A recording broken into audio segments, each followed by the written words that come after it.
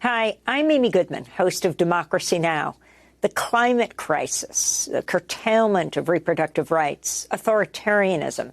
These threats aren't looming. They're here now.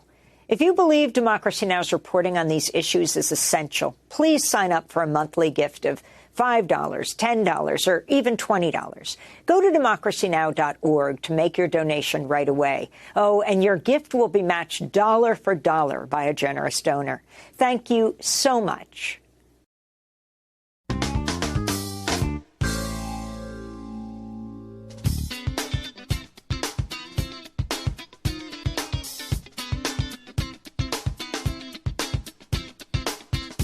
From New York, this is Democracy Now! Stick with it, because you deserve the significant raise you need and other benefits.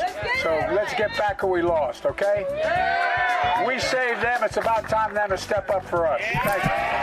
President Biden makes history by becoming the first sitting president to stand with striking workers on a picket line. We'll get the latest on the auto workers' strike as Donald Trump heads to Detroit today to a non-union auto parts shop. But first, to U.S.-Mexico border, where an increasing number of migrants seeking refuge are crossing into the United States. The city of El Paso only has so many resources, and we have come to what we look at a breaking point right now. We'll speak to the head of the Border Network for Human Rights in El Paso and Chicago Democratic Congressmember Chuy Garcia, who was born in Mexico. America is nothing without immigrants, plain and simple. It is who we are as a nation, and it's about damn time that we live up to our values and give immigrants the respect and the dignity they deserve.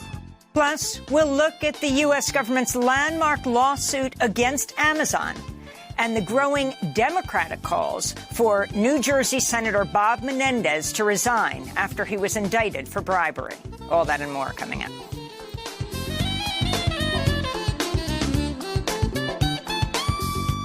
Welcome to Democracy Now!, democracynow.org, The War and Peace Report. I'm Amy Goodman.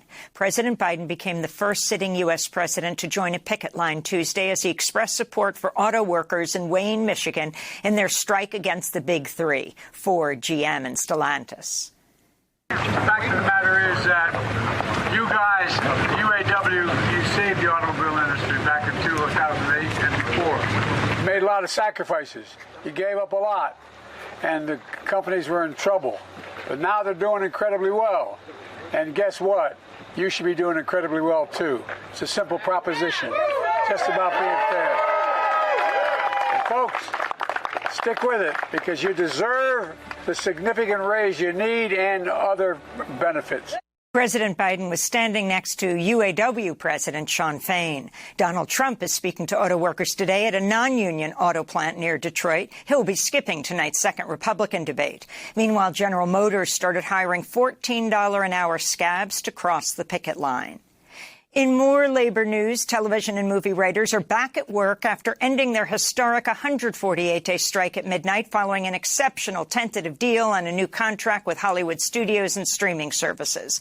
The Writers Guild of America said Tuesday 3 of its internal boards had unanimously voted to end the strike and send the tentative 3-year agreement to its 11,500 members for ratification. The new contract includes an increase in residual payments, higher compensation, better benefits, protections against artificial intelligence, and gains on data transparency and staffing minimums. The U.S. Supreme Court rejected Alabama's bid to use a Republican gerrymandered congressional map that includes only one majority black district. It's the second such ruling in just 3 months after the Supreme Court in June ruled the map violated the Voting Rights Act and ordered Alabama to include another majority black district in the 7-district state. Over 1/4 of Alabama's population is black.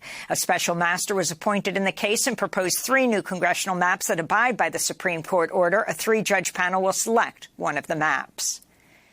In New York, a judge ruled Tuesday that Donald Trump, his sons Donald Jr. and Eric, and the Trump Organization repeatedly violated state law when they fraudulently inflated the value of their assets by billions of dollars to obtain loans and lower their insurance rates.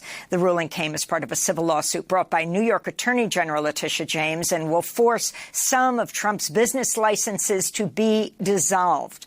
Trump could lose control of a number of his properties, including the Trump Tower, his New York City residence. It's a major win for Attorney General James, whose case against Trump is scheduled to go to trial Monday and will focus on alleged falsification of business and financial documents, insurance fraud, and conspiracy. James is seeking $250 million in damages and a ban on Trump doing business in New York.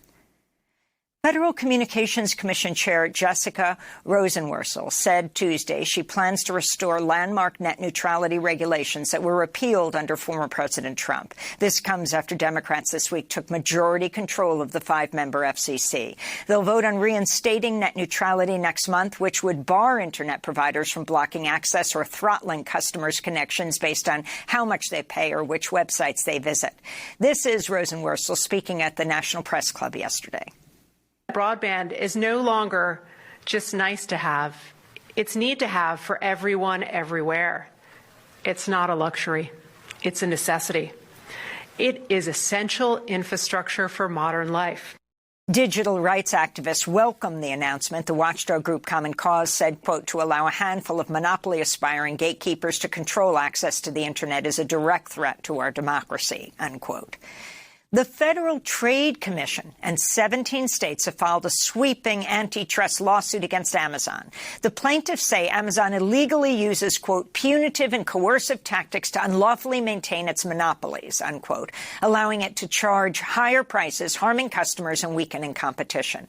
Among other things, the complaint accuses Amazon of burying retailers' discounted products so far down in search results that consumers are less likely to find them. The lawsuit could lead to a forced restructuring of Amazon.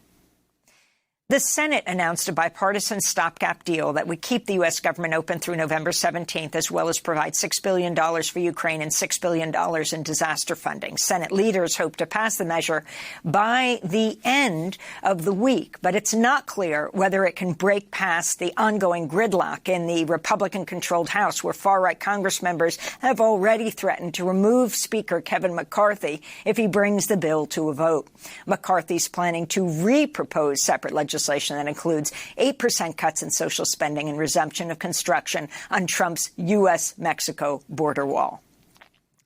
Hunter Biden suing Rudy Giuliani and Giuliani's former attorney, Robert Costello, for the total annihilation, he said, of his digital privacy when they hacked, then distributed data from a hard drive associated with his personal laptop in 2020. Giuliani and Costello have repeatedly acknowledged accessing the hard drive's data. The information was used in a story by the New York Post implicating President Biden alleged corrupt business dealings, which have since become the focus of the Republican-led House impeachment inquiry against Biden. In Iraq, at least 100 people were killed when a massive fire ripped through a wedding party in the northern Nineveh province Tuesday night. At least 100 others were injured. The blaze may have been caused by fireworks used inside during the ceremony. Relatives of the wedding guests have been desperately searching for their loved ones. My nephew's wife, Rowan, and their children, Charbel and Gazelle. All three of them, we can't find them. We were looking in hospitals across Mosul and couldn't find them. We're looking in all hospitals, nothing. They said in Erbil.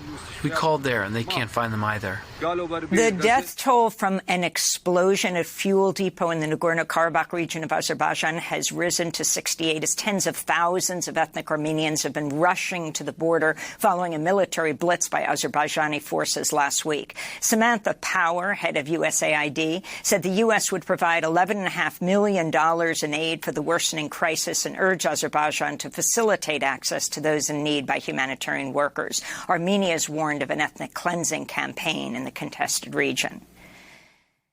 Canadian lawmaker Anthony Rota resigned as Speaker of the House of Commons Tuesday, days after he led a standing ovation in the Canadian Parliament for a Canadian-Ukrainian veteran who fought in a Nazi SS unit during World War II. Prime Minister Justin Trudeau and Ukrainian President Volodymyr Zelensky joined in on applauding 98-year-old Yaroslav Hunka. This is Anthony Rota speaking Tuesday. I reiterate my profound regret for my error in recognizing an individual in the House during the joint address to Parliament of President Zelensky. That public recognition has caused pain to individuals and communities, including the Jewish community in Canada and around the world, in addition to survivors of Nazi atrocities in Poland, among other nations.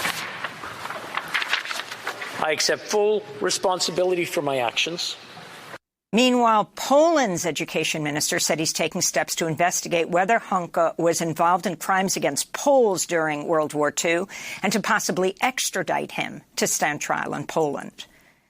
Officials in Ukraine say they're clarifying information over whether top Russian commander Viktor Sokolov was in fact killed after Moscow released footage of him in which he appears alive and well. Kyiv reported on Monday its forces killed Sokolov, the commander of Russia's Black Sea Fleet, and 33 other officers in Crimea last week. Israel's tourism minister, Chaim Katz, is in Saudi Arabia for a UN conference, marking the first public visit by a senior Israeli official to Riyadh as the two countries move towards normalizing diplomatic ties in a U.S.-brokered effort. This comes as the first Saudi ambassador to Palestine made a trip to the Israeli-occupied West Bank, the first time a Saudi delegation visits the region since 1967. Nayef al-Suderi met with Palestinian officials, including Palestinian President Mahmoud Abbas, in Ramallah.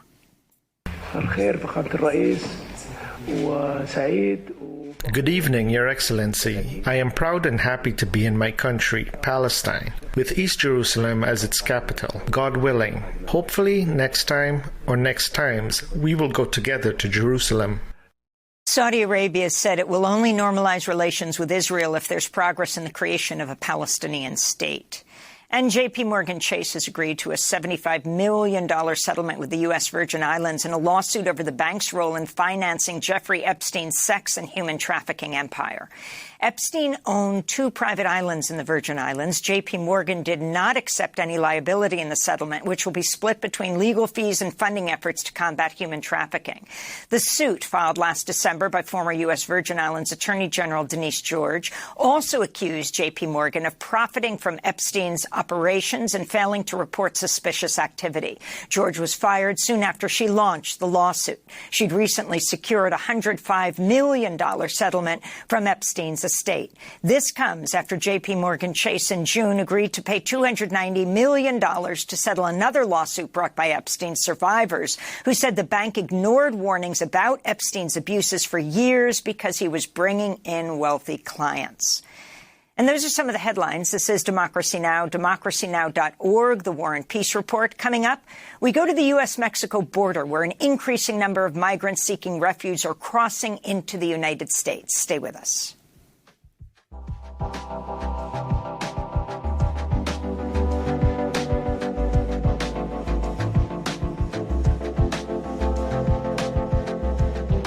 Creo que te vi ayer, no sé.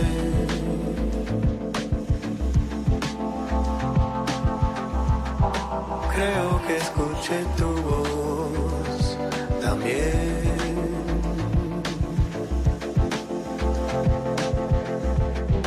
Ojalá me estoy volviendo loco.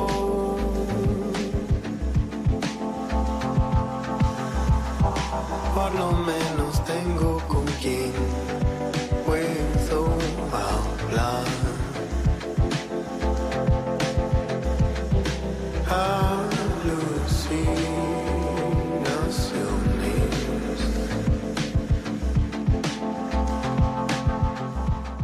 Ya no estoy aquí. I am no longer here by El Lado Negro. This is Democracy Now!, democracynow.org, the War and Peace Report. I'm Amy Goodman in New York, joined by Democracy Now! Co-host Juan Gonzalez in Chicago. Hi, Juan. Hi, Amy, and welcome to all of our listeners and viewers across the country and around the world. We begin today's show with an update on the sharp increase in the number of people attempting to cross the U.S.-Mexico border in recent weeks as thousands seek protection from violence, conflict, extreme poverty, and the impacts of the climate crisis. This week, Mexico's government announced it would accept the Biden administration's demand to start deporting migrants from northern Mexican border cities back to their home countries. The move came after shelters in the Texas border city of El Paso said they're over capacity as thousands of asylum seekers continue to arrive. This is El Paso Mayor Oscar Leeser. The city of El Paso only has so many resources, and we have come to what we look at a breaking point right now. Meanwhile, immigration rights advocates have denounced the Biden administration for deploying more military personnel to the